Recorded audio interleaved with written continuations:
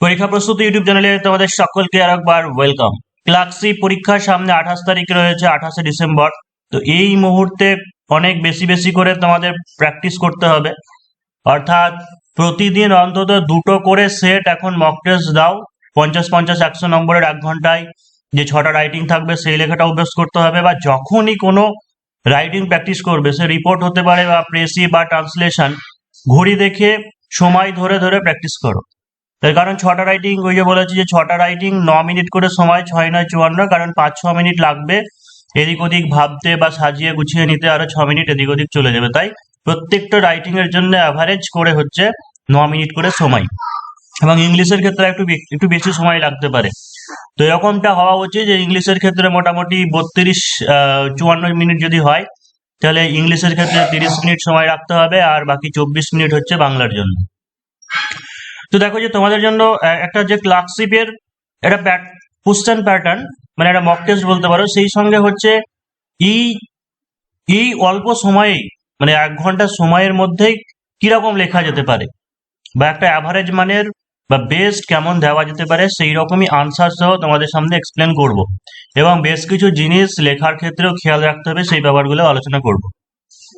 তো দেখো যে পার্ট ওয়ানে যেটা থাকবে, এই পার্টে যেটা থাকবে সেটা ইংলিশ, 50 নম্বর থাকছে। একসঙ্গেই তোমাদের কোশ্চেন পেপার দিয়ে দেওয়া হবে এবং আনসার শিটও দিয়ে দেওয়া হবে। ইংলিশের আলাদা পার্ট থাকবে, বাংলার আলাদা পার্ট থাকবে, তো যে যেটা খুশি আগে করতে পারো।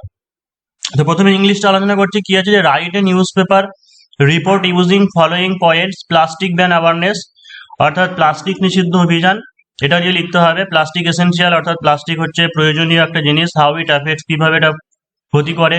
রিমেডিস এর প্রতিকার। Balance in using plastic, plastic ব্যবহারে যে ব্যালেন্স ভারসাম্য সেটা কিভাবে রাখা যাবে। In case of place name and organizer use XYZ, অর্থাৎ কোনো ব্যক্তির ক্ষেত্রে বা জায়গার ক্ষেত্রে বা অর্গানাইজার কারা আয়োজন করেছে এইসবের ক্ষেত্রে প্রয়োজনীয় দরকার হলে XYZ ব্যবহার করতে হবে। অথবা সাধারণত দেখবে দুটো রাইটিং থাকবে, দুটোর মধ্যে যে কোনো একটা করতে হয়। আর একটা কি দেওয়া হয়েছে যে write A report about a devastating earthquake magnitude on Richter scale, অর্থাৎ একটা বিধ্বংসী ভূমিকম্প নিয়ে লিখতে হবে, যে রিক্টার স্কেলে মান কত, এপিসেন্টার কি, ড্যামেজড এরিয়া, কোন কোন এরিয়া ক্ষতিগ্রস্ত হয়েছে, রেস্কিউ অপারেশন, ক্যাজুয়ালিটিস ক্ষয়ক্ষতি, contribution of government and others, এবং সরকার এবং হচ্ছে অন্যান্যদের ভূমিকা। তো এই রকম ক্ষেত্রে একটা সমস্যা তৈরি হয়ে যায় যে পার্টিকুলার যদি কোনো রিয়েল ইনসিডেন্ট না বলে, তাহলে সেই ক্ষেত্রে যেটা আমি লিখব সেটা কি রিয়েল কোনো ইনসিডেন্ট তুলে দেব, নাকি কোনো ইমাজিনারি আমরা লিখব। তো দেখো যে এটাকে দুভাবে লেখা যায়। কেউ হয়তো নেপাল আর্থকোয়েক নিয়ে কারো মুখস্থ ছিল আছে, বা টোকিও আর্থকোয়েক নিয়ে মুখস্থ আছে, বা যে কোনো জায়গার কোনো একটা আর্থকোয়েক নিয়ে মুখস্থ আছে, সেটাই তুমি হুবহু ওখানে লিখে দিয়ে আসতে পারো। বা আর একটা জিনিস যেটা করতে পারো, রিয়েলাইস্টিক মনে হবে ওই জায়গাতে, সেটা হচ্ছে যেহেতু এখানে পার্টিকুলার কোনো কিছুই নাম বলেনি, তাই আমি যা কিছু লিখবো সব ইমাজিনারি, কল্পনা করে। কিরকম যে ডিভাস্টেটিং একটা জিনিস দেখে যা যে কেমন ভাবে উত্তর লিখবে। এটা আনসার শিট পার্টে ইংলিশ লিখে দিয়েছি। একের কোশ্চেনে আমি অথবাটা করছি, তাহলে এখানে অর লিখো, ঠিক আছে। একের অর লিখছি আমি, অথবাটা করছি, সেই জন্য অর লিখে দিয়েছি। এবার তাহলে কি হবে, সবার প্রথমে রিপোর্ট রাইটিং এর ইম্পর্টেন্ট পয়েন্ট যেটা, সেটা হচ্ছে তাৎপর্যপূর্ণ একটা শিরোনাম, তোমাকে শিরোনাম দিতে হবে। তো হচ্ছে ডিভাস্টেটিং আর্থকোয়েক স্ট্রাইকস এক্সিটি, অর্থাৎ এই রিপোর্ট রাইটিং এর ক্ষেত্রে যে টাইটেল বা শিরোনামটা হবে সেটা কোনো টেন্স মেনে নয়, যে এটা পাস্ট টেন্স হয়ে গেছে বলে যে আমি সেটাকে টাইটেলে পাস্ট হিসেবে লিখবো তা নয়। এটা কিন্তু প্রেজেন্ট অর্থেই হবে টাইটেল বা শিরোনামটা। তো এই ডিভাস্টেটিং আর্থকোয়েক স্ট্রাইক এক্সিটি, দেখো আমি এই জায়গাতে কি লিখলাম, পার্টিকুলার কোনো জায়গার নাম লিখলাম না, যেহেতু আমাকে কোশ্চেনে বলেনি বলে আমি XCT বললাম। আর যখনই সেইগুলো ইমাজিনারি XYZ বা ক খ গ ধরবে, সেই ক্ষেত্রে সিঙ্গেল ইনভার্টেড কমার মধ্যে সেটাকে রাখবে। তারপরে বাই স্টাফ রিপোর্টার, এটা অবশ্যই একটা নিউজ পেপার রিপোর্ট রাইটিং, তাই বাই স্টাফ রিপোর্টার লিখে দিয়েছি। আর যেহেতু XCT বলেছে, তাই প্লেসের জায়গায় কি দিয়েছি, XCT লিখেছি। 28শে ডিসেম্বর 2025 কেন দিলাম, তার কারণ সেই দিনকে এক্সাম বলে সেদিনকে এক্সামের ডেট দিয়েছি, অর্থাৎ অভ্যেস হয়ে যাচ্ছে। তো ফার্স্ট লাইনে তাহলে আমি কি লিখতে হবে, কি লিখবো, ফার্স্ট প্যারাগ্রাফে যে devastating earthquake with a magnitude of 5.5 on Richter scale, অর্থাৎ রিক্টার স্কেলে 5.5 মাত্রার একটি বিধ্বংসী ভূমিকম্প struck on the large area of XCT, অর্থাৎ XCTর বিস্তৃত এলাকা জুড়ে আঘাত এনেছে, অ্যান্ড কজড, এবং ঘটিয়েছে হিউজ ডিভাস্টেশন অ্যান্ড ডিস্ট্রাকশন, প্রবল ক্ষয়ক্ষতি ঘটিয়েছে। হয়ে গেল। সেকেন্ড লাইনে কি করবো, সেকেন্ড লাইনে বলেছে ইটস এপিসেন্টার, একটা দেখো যে ভূমিকম্পের ক্ষেত্রে যে এপিসেন্টার এই জিনিসটা বলাটা জরুরি, মানে কোন বিস্তৃত কোন এলাকা জুড়ে বা কোন এরিয়াতে হয়েছে।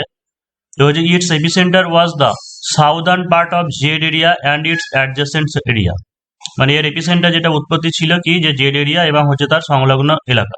The maximum intensity of Mercalli scale was 3 at x, অর্থাৎ মার্সেলি স্কেলে সর্বোচ্চ মান এক্স এ ছিল, মানে এক্স জায়গাতে ছিল 3 এবং জেড প্লেসে ছিল 5। No news of deaths has been reported, কোনো মৃত্যুর খবরাখবর পাওয়া যায়নি। But many houses shops and trees were uprooted, কিন্তু অনেক ঘর বাড়ি দোকানপাট তারপরে যে গাছপালা উপড়ে যায়। এবার এই যে গল্পের যে সাজানো ব্যাপারটা সেটা তোমার উপর ডিপেন্ড করছে। তুমি হয়তো এরকম বলতে পারো যে রিক্টার স্কেলে যে মান সেটা 6.778 এরকম বলতে পারো। তবে মৃত্যু হলে সাধারণত কি হয়, 6 এর উপরে গেলে মৃত্যু হওয়ার সম্ভাবনা থাকে। যদি 7 বা হচ্ছে 8 এরকম হয় তার মানে প্রচন্ড বিধ্বংসী হচ্ছে ভূমিকম্প হয়। তো এই ব্যাপারগুলো যেমন কিছু কিছু বেসিক নলেজগুলো আমাকে রাখতে হবে, জানতে হবে। সাধারণত এরকম মানের ইয়ে হলে সেরকম মৃত্যু হয় না বা হতেও পারে। এবার এটা নির্ভর করছে তোমাদের উপরে দেওয়া। তবে একটা জিনিস চেষ্টা করবে, পার্টিকুলার রিয়েল কোনো ইনসিডেন্ট না দিলে, কোনো অ্যাক্সিডেন্টাল কেস বললে বেশি মানুষের মৃত্যু হয়েছে বা এরকম আমরা বলবো না, ওটা একটা নেগেটিভ ইম্প্যাক্ট পড়ে। তারপরে কি হয়েছে, দ্য গভর্নমেন্ট ডিড, কারণ আমি ওখানে একটা পয়েন্ট দিয়েছিলাম যে গভর্নমেন্টের contribution, the government did a great job to evacuate the people from vulnerable areas. অর্থাৎ সরকার একটা বিশাল মহান কাজ করেছিল। ইভাকুয়েট মানে হচ্ছে সরিয়ে নিয়ে যাওয়া, তো মানুষদেরকে সরিয়ে নিয়ে গিয়ে ফ্রম ভালনারেবল, ভালনারেবল মানে হচ্ছে বিপজ্জনক, যে বিপজ্জনক এলাকাগুলি থেকে সরিয়ে নিয়ে গিয়ে একটা দারুণ কাজ করেছে সরকার। The disaster management and accident relief team, the disaster management এবং accident relief team rescued the people and they were given, মানুষদেরকে উদ্ধার করে এবং তাদেরকে আশ্রয় দেওয়া হয়, shelter, drinking water, foods and medical facilities. তাদেরকে এই যেমন এই টাইপগুলো ট্রেন দুর্ঘটনার ক্ষেত্রে, বন্যা দুর্ঘটনা বা ঝড় সংক্রান্ত ব্যাপারে সব কিছুতে এগুলো লেখা যায়, যে তাদেরকে খাবার পানীয় তারপরে হচ্ছে মেডিকেল ফেসিলিটি দেওয়া হয়। The proper inspection is going on, যথাযথ যে তদন্ত সেটা চলছে।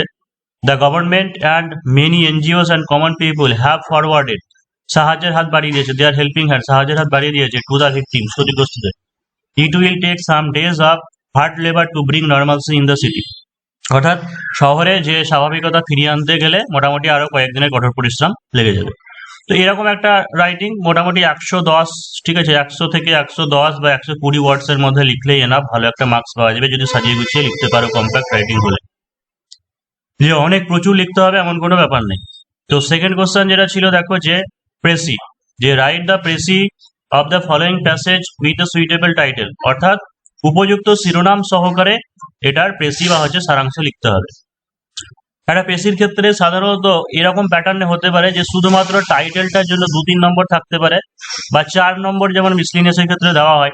তো 4+11 লিখেছি, যদিও ক্লাসের ক্ষেত্রে এই প্যাটার্ন দেওয়া থাকে না, কিন্তু জেনে রাখো যে কেউ যদি পুরোটা নাও লিখতে পারে, শুধু যদি টাইটেলটা লিখে আসতে পারে, তাহলেও টাইটেল লিখলে ধরে রাখতে পারে যে 2 নম্বর বা 3 নম্বর কিন্তু এটা পেয়ে যাওয়ার সম্ভাবনা থাকছে। তাই বেশি যদি সময় নাও পায়, হয়তো অনেকে পেশিটা শেষে করে সময় পাওয়া যায় না, সময় না পেলে একবার পড়ে অন্তত টাইটেলটাকে ভালো করে লেখার চেষ্টা করবে। আবার এমন হয়েছে ধরো কেউ লিখেছে কিন্তু টাইটেলটা ঠিকঠাক কন্টেক্সচুয়াল হয়নি, তাহলে কিন্তু নাম্বার পাবে না, কারণ টাইটেলের উপর ডিপেন্ড করছে যে তোমার প্রেসিটা চেক করা হবে কি হবে না। তো দেখো কি আছে যে political rights without economic benefits are of no use, অর্থাৎ পলিটিক্যাল রাইটস মানে যে রাজনৈতিক অধিকার, অর্থনৈতিক মানে উপকারিতা ছাড়া রাজনৈতিক অধিকার হচ্ছে মানে গুরুত্বহীন। Freedom of speech is an empty phrase for a man who has no work, অর্থাৎ ফ্রিডম অফ স্পিচ মানে বাক স্বাধীনতার যে অধিকার ইজ অ্যান এমটি ফ্রেজ মানে ফাঁকা কলসির মতো, শূন্যর মতো। ফর এ ম্যান একটা মানুষের কাছে, হু হ্যাজ নো ওয়ার্ক মানে যার কাছে কোনো কাজ নেই, যার কাছে কোনো কাজই নেই, কাজ না থাকলে সে বাক স্বাধীনতার অধিকার নিয়ে কি করবে। A poor man becomes a slave two anybody, একজন গরিব মানুষ কি হয় যে কারো কাছে দাসত্ব হয়, মানে দাসত্ব করে। A man without work has to beg, অর্থাৎ কাজ ছাড়া একটা মানুষকে কি করতে হয়, ভিক্ষা করতে হবে, আর বড় ধার করতে হবে। টু স্টিল বা চুরি করতে হবে, আর হচ্ছে স্টার বা ক্ষুধার্ত থাকতে হয়। Rights are social conditions without which man can not live and can not develop himself, অর্থাৎ রাইটস মানে অধিকার, অধিকার হচ্ছে সেই একটা সামাজিক শর্তাবলী যেটা ছাড়া মানুষ জীবনে উন্নতি করতে পারে না। Certain economic rights provide the very minimum without which political rights become meaningless, অর্থাৎ এই সমস্ত অধিকার ছাড়া যে পলিটিক্যাল রাইটস মানে রাজনৈতিক অধিকার, সেটা একটা অর্থহীন হয়ে পড়ে। অর্থাৎ তোমার ভোটাধিকার প্রয়োগের অধিকার আছে, তোমার বাক স্বাধীনতার অধিকার আছে, স্বাধীন ভূখণ্ডে চলাফেরা করার অধিকার আছে। এইসব নিয়ে কি হবে, যদি না সে শিক্ষার অধিকার পায়, যদি না সে একটা কাজ পায়, অর্থাৎ অর্থনৈতিক দিক থেকে সে যদি স্টেবল না হয়, তাহলে এই সমস্ত রাজনৈতিক অধিকার গুরুত্বহীন। The connection between the two is very closely indeed, অর্থাৎ এই দুটোর মধ্যে যে সংযোগ সেটা খুবই নিবিড়। তো দেখো যে খুব একটা কঠিন নেই, তারপরে মানেটা আমি মোটামুটি বলেই দিলাম, তার মানে বুঝতেই পারছো। তাহলে কিভাবে লিখতে হবে চলো দেখে নিই। যদিও ডব্লিউবিসিএস এর ক্ষেত্রে এখনো এই প্রথাটা রয়েছে যে ডব্লিউবিসিএস এর ক্ষেত্রে একটা নির্দিষ্ট আলাদা একটা পেজ দেওয়া হয়, সেই নির্দিষ্ট পেজে গিয়েই এই প্রেসিটাকে লিখতে হয়। সেটা কেমন, এরকম ছক কাটা থাকে, যেটাকে মিসলেনিয়াস এর ক্ষেত্রেও দেওয়া হতো, কিন্তু এখন বর্তমানে মিসলেনিয়াস এর ক্ষেত্রে দেওয়া হচ্ছে না, শুধু ডব্লিউবিসিএস এই থাকছে। ক্লার্কশিপে কোনোদিন দেওয়া হয়নি, কিন্তু যদি স্কেল অ্যালাউ করে তাহলে সেই ক্ষেত্রে এইরকম ছকটা করতে পারো। বা কেউ যদি মনে করে যে হাতে পারবে মোটামুটি সোজা দাগ খুঁজে, একদম সোজা হতে হবে এমন নাও হতে পারে, এরকম যদি ছক করতে পারো তাহলে মনে হয় যে হাফ বা 1 মার্কসের একটা অ্যাডভান্টেজ পেতে পারো। তার কারণ একটা প্রেসি রাইটিং এর ক্ষেত্রে জানো যে ওয়ার্ড লিমিট যেটা, সেটা ভাইটাল পয়েন্ট খুবই, সেই কারণের জন্য জানানোটা দরকার। এইভাবে লিখো, বা যদি নাও সময় থাকে, যদি সময় নাও পাও, তাহলে একটু স্পেস দিয়ে দিয়ে প্রেসি রাইটিং এর আনসারটাকে লিখো। তাহলে সবার প্রথমে দেখো যে প্রেসি যেটা বললাম কি, যে কন্টেক্সচুয়াল, তোমাকে শিরোনামটা ভাবতে হবে। শিরোনামটা এমন হবে যেন কোনো কমপ্লিট সেন্টেন্সের মতো না হয়, এবং খুব বড় যেন না হয়, এবং ওটা যেটা টুইস্ট থাকে, অর্থাৎ যে বিষয় নিয়ে আলোচনা করা হয় যে প্যারাগ্রাফটাতে, সেই রকমই তোমাকে টাইটেলটা ভাবতে হবে। এমন নয় যে আমি টাইটেলের মধ্যেই সবকিছু বলে দেওয়ার চেষ্টা করো। তো কি হয়েছে যে relation between political rights and economic rights, এটাই তো বলতে চেয়েছে, তাই না? যে পলিটিক্যাল রাইটস এবং হচ্ছে ইকোনমিক রাইটস এর মধ্যে সম্পর্ক, বা এরকম দিয়ে দিতে পারো যে political rights versus economic rights. তাহলে কি লিখবো, যে political rights and economic rights are interrelated. Political rights and economic rights হচ্ছে আর ইন্টার রিলেটেড, পরস্পর সম্পর্কযুক্ত। Political rights has no importance, অর্থাৎ রাজনৈতিক অধিকারের কোনো গুরুত্ব নেই, উইদাউট ইকোনমিক রাইটস, অর্থনৈতিক অধিকার ছাড়া। Both are compulsory for developing society, উভয়েই একটা উন্নত সমাজ গঠনের জন্য কি হচ্ছে, দুটোই জরুরি, দুটোই কম্পালসারি, দুটোই আবশ্যিক। এটা বলে ছেড়ে দিলাম। ওয়ার্ডস কত হয়েছে 21, তো শেষে ওয়ার্ডস 21 এটাও লিখে দিও। এরকম ছোট ছোট জিনিসের ক্ষেত্রে তোমার অবশ্যই মার্কস কি করবে, ইনক্রিজ করতে পড়বে অবশ্যই। পরের যেটা ভীষণ ইম্পর্টেন্ট পয়েন্ট, সেটা হচ্ছে দেখো যে ট্রান্সলেট ইন্টু ইংলিশ, অর্থাৎ যে বাংলা দেওয়া থাকবে অনুচ্ছেদ, সেটাকে ইংরেজিতে অনুবাদ করতে হবে, 20 নম্বর থাকবে। এবং এটা পিএসসি খুব সুচতুর ভাবে নির্বাচন করে এই অনুচ্ছেদটা, মানে এমন একটা অনুচ্ছেদ দেওয়া হয় যাতে ক্যান্ডিডেট বিভ্রান্তির মধ্যে পড়ে যায় যে কোন টেন্সে সে লিখবে, টেন্স নিয়ে একটা বিভ্রান্তির সৃষ্টি হতে পারে, বা হচ্ছে তার যে অন্তর্নিহিত মানে, সেই মানেটা নিয়েও সে একটা বিভ্রান্তির মধ্যে থাকে। তাই অবশ্যই ক্লার্কশিপ একটা মাধ্যমিক লেভেলের পরীক্ষা হলেও এখানে এই ডেসক্রিপটিভ পার্টের মধ্যে একটা ওভারঅল নলেজ থাকা দরকার লিটারেচারের ক্ষেত্রে, তবেই সে পারবে। তো কি আছে, ছোট্ট একখানি ঘরে প্রদীপ জ্বলিতেছে, প্রদীপের সামনে একজন ব্রাহ্মণ এক মনে বই পড়িতেছেন, ঘরের দরজা বন্ধ ছিল। এই যে দেখো, প্রথমেই যখন ট্রান্সলেশন করবে, প্রথম 1-2 প্যারাগ্রাফ, প্রথম 2 লাইন পড়েই যে টেন্স বুঝলে সেই টেন্সে লিখবে না, যে আমি প্রথম 2 পড়ে যেটা বুঝলাম সেই টেন্সে লিখবো, পরেরটা সেই টেন্সে লিখবো, তা নয়। ওভারঅল পড়ার পরে দেখে বুঝবে যে কোন টেন্স, সেই টেন্স অনুযায়ী লিখবো। অর্থাৎ ছোট একখানি ঘরে প্রদীপ জ্বলিতেছে, দেখে মনে হচ্ছে অবশ্যই প্রেজেন্ট কন্টিনিউয়াস। প্রদীপের সামনে একজন ব্রাহ্মণ এক মনে একখানা বই পড়িতেছেন, অবশ্যই প্রেজেন্ট কন্টিনিউয়াস। কিন্তু পরের লাইনে কি বলছে, ঘরের দরজা বন্ধ ছিল, অর্থাৎ ওইটারই তো ক্লু, মানে ওইটাই তো টানা হচ্ছে ওই পয়েন্টটাকেই। তাই বন্ধ ছিল মানে কি, পাস্ট টেন্সেরই কথা বলছে, কিন্তু পাস্টে গিয়ে আমরা যখন সেই জিনিসটাকে এক্সপ্লেন করি বাংলায়, তখন সেটাকে প্রেজেন্টের মতো করেই লিখি। তো হঠাৎ একটু শব্দ হইয়া দরজা খুলিয়া গেল, ব্রাহ্মণ মুখ তুলিয়া কহিলেন, কি রে কর্তা, আমি বলিয়া একটি লোক আসিয়া দাঁড়াইল। কি চাই, ভেতরে আয়। ব্রাহ্মণ তাহাকে আহ্বান করিলেন। সাহস পাইয়া লোকটি ঘরের মধ্যে প্রবেশ করিল, তারপর এক মুহূর্ত দাঁড়াইয়া থাকিয়া তাহার পায়ের উপর পড়িয়া গেল। তো চলো, যে আমি এরকম করে লিখতে হবে না, মানে এটা ভেবে নিও না যে এরকম ভাবে তোমাকে আমি এরকম করে নিয়েছি বলে আবার এরকম ভাবা দরকার নেই যে বাংলাটা হয়তো লিখে তার নিচে নিচে করতে হবে নাকি। এটা তোমাদের বোঝানোর জন্য আমি সেন্টেন্স গুলোকে আলাদা করে নিয়েছি। অর্থাৎ ইংলিশ প্যারাগ্রাফটা যেমন যে অর্ডারে রয়েছে বাংলা তুমি সেই রকম পরপর লিখবে, বাংলাটা লেখার দরকার নেই। তো কি হয়েছে, প্রথম লাইন ছিল যে ছোট একখানি ঘরে প্রদীপ জ্বলিতেছে।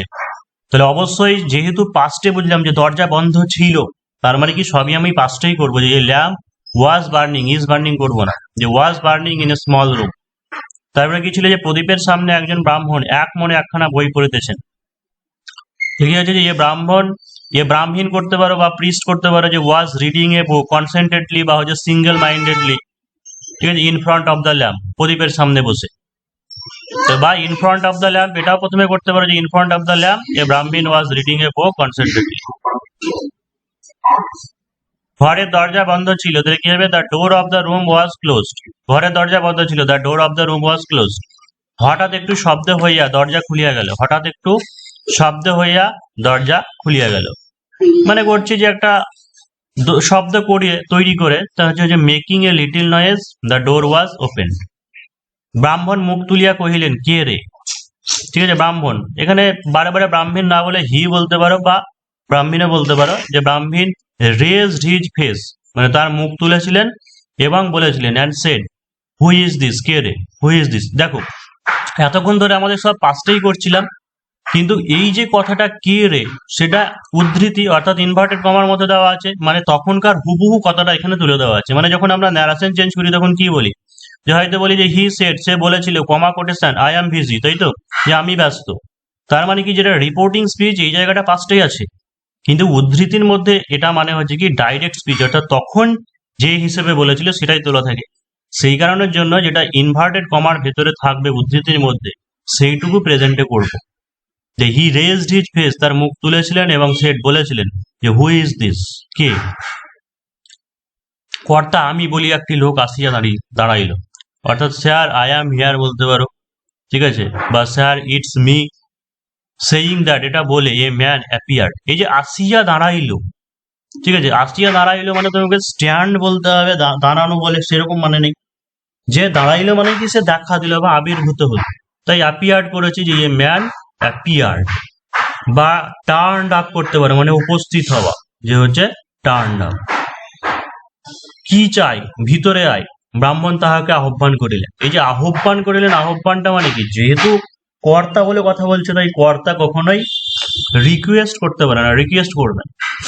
তো এখানে আহ্বান মানে ওয়েলকামটা করাটাই বেশি ভালো হবে, যে কি চাই, হোয়াট ডু ইউ ওয়ান্ট। ভিতরে আয়, এই জায়গাটা একটু গন্ডগোল হয়েছে, ভিতরে আয় এরকম করতে পারে, যে কাম ইনসাইড। ঠিক আছে, কাম ইনসাইড। ভিতরে আয়, অর্থাৎ এইটুকু কোটেশনের ভেতরে দেওয়া আছে। আমরা যখন ট্রান্সলেশন করব তখন যেটা ডাইরেক্টে আছে ডাইরেক্টে রাখবো, যেটা ইনডাইরেক্টে থাকবে ইনডাইরেক্টে করবে। এমন নয় যে যেটা ডাইরেক্ট স্পিচ আছে সেটাকে ইনডাইরেক্ট করে দেওয়া, এটা ঠিক নয়। বা করে দিতে পারে, হয়তো অসুবিধা অতটা হবে না, কিন্তু এরকমই করাটা উচিত। বা যদি এই পার্টটুকুকে মনে হয় যে ইনডাইরেক্টের মতো করে করবে, তাহলে এইভাবে করে দিতে পারে, যে what do you want, the Brahmin asked and welcome him to enter the room. ব্রাহ্মীণ তাহাকে স্বাগত জানিয়েছিল বা আহ্বান জানিয়েছিল টু এন্টার দ্য রুম, ঘরে প্রবেশ করতে। এই যে ভেতরে আয় কথাটা আছে, এটাকে এইভাবে না রেখে আমি ইনডাইরেক্ট স্পিচে করে দিয়েছি। যদি এরকমই রাখতে চাও তাহলে সেই ক্ষেত্রে করতে পারো, what do you want, come inside. ঠিক আছে, ব্রাহ্মণ বা হচ্ছে দ্য ব্রাহ্মীণ ওয়েলকাম হিম, এরকম করতে পারো। তারপর এক মুহূর্ত দাঁড়াইয়া থাকিয়া তাহার পায়ের উপর পড়িয়া গেল। তাহলে after standing for a while, after standing for a while, এক মুহূর্ত দাঁড়াইয়া থাকিয়া, the man fell at the feet of the man. মানুষটা কি হলো, যে তার উপরে পড়ে গেছে। He fell at the feet of the man না করে অফ দ্য ব্রাহ্মীণ, কারণ দুটো এখানে ম্যান হয়ে যাচ্ছে, ব্রাহ্মীণ। নেক্সট তোমাদেরকে বাংলাটা কোশ্চেনটা দেখিয়ে দিই, যে বাংলা কি বলা আছে, যে কোনো একটি বিষয় নিয়ে এখানে দুটি দিয়েছি, যে জৈব সারের ব্যবহার নিয়ে একটি সেমিনার, উদ্যোক্তা, স্থান, সময়, বক্তাদের বক্তব্য, জৈব সারের ব্যবহার, গুরুত্ব, বাস্তবের রূপায়ণ, এটা নিয়ে লিখতে হবে। আর দিয়েছি মোবাইল ও ছাত্র সমাজ নিয়ে একটা সেমিনার, আয়োজক, স্থান, সময়, মোবাইলের গুরুত্ব, ছাত্রদের উপর প্রভাব, সদ্ব্যবহার, যে কোনোর মধ্যে দুটোর মধ্যে যে কোনো একটা। বাংলাটা আমি আনসারটা বলছি না, তোমরা নিজেরা এটা লিখতে পারো।